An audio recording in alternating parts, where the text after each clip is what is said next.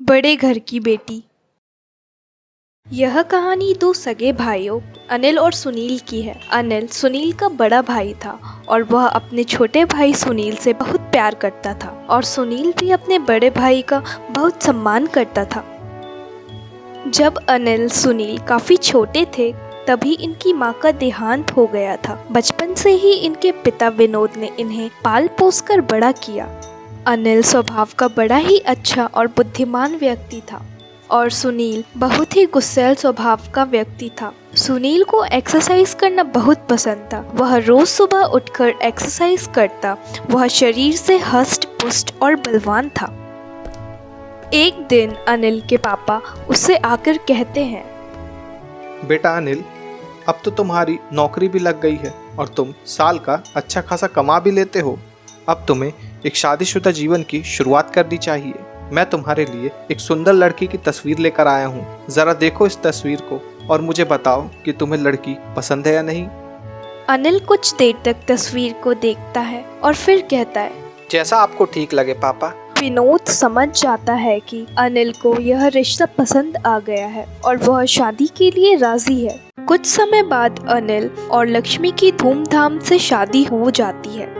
अनिल को अपनी शादी के दूसरे दिन ही एक बहुत ज़रूरी काम की वजह से दूसरे शहर जाना पड़ा और लक्ष्मी घर आकर अपने रोज़मर्रा के काम में लग जाती है।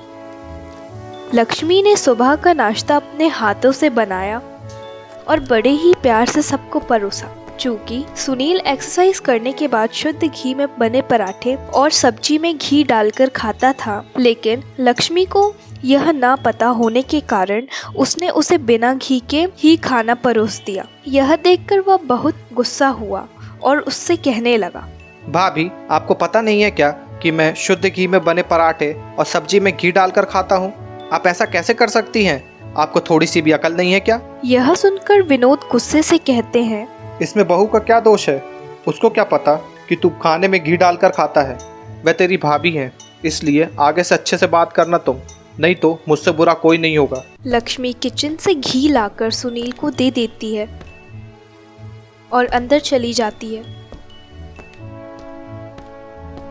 अगले दिन लक्ष्मी फिर से सबके लिए नाश्ता तैयार करती है और सुनील के लिए घी के पराठे बनाने के लिए ही डब्बा उठाती है तो देखती है कि घी खत्म हो चुका होता है। वह खाने के टेबल पर सबके लिए खाना लगाती है और जैसे ही वह घी के खत्म होने की बात अपने ससुर से कहने वाली होती है तभी सुनील कहता है, बाबूजी, तुझे कल भी समझाया था कि मैं नाश्ते में घी में बना हुआ पराठा ही खाता हूँ। लगता है तू ऐसे नहीं मानेगी। यह कहते हुए वह अपनी चप्पल निकालकर लक्ष्मी के मुंह पर मार देता है। यह सब नज़ारा देखकर सुनील के पापा को बहुत गुस्सा आता है। तू कितना गिर गया है सुनील, अपनी ही भाभी को इतनी छोटी बात के लिए तूने चप्पल मार दी। आज मुझे तुझे अपना बेटा कहने में भी शर्म आ रही है। लक्ष्मी रोते हुए अपने कमरे में चली जाती है। सुनील के पिता बहू के कमरे में जाते हैं और कहते हैं, मुझे उस नालायक की गलती के लिए माफ़ कर दो बहू। नहीं नहीं पापा जी, आप क्यों माफ़ी मांग रहे हैं? आप तो मुझे अपनी बेटी मानते हैं, पर अफसोस इस बात का है कि देवर जी अभी भी मुझे अपना नहीं पाए। मेरे मायके में तो अगर किसी नौकर से ऐसी गलती हो जाती है तो उसे डांटते नहीं हैं, बल्कि यह बोलकर कि अगली बार ध्यान रखना उसे जाने देते हैं। लेकिन यहाँ तो मेरी गलती ना होते हुए भी देवर जी ने मुझे चप्पल से मारा। पिताजी, आज घी खत्म हो गया था। यह बात मैं आपको बताने ही वाली थी कि उससे पहले यह सब हो गया।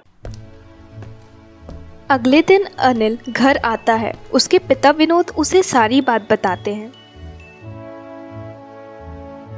सारी बात सुनने के बाद अनिल सुनील को आवाज लगाता है। सुनील आता है। सुनील, जो लक्ष्मी कह रही क्या वो सच है? तूने अपनी भाभी को चप्पल से मारा? जी भैया।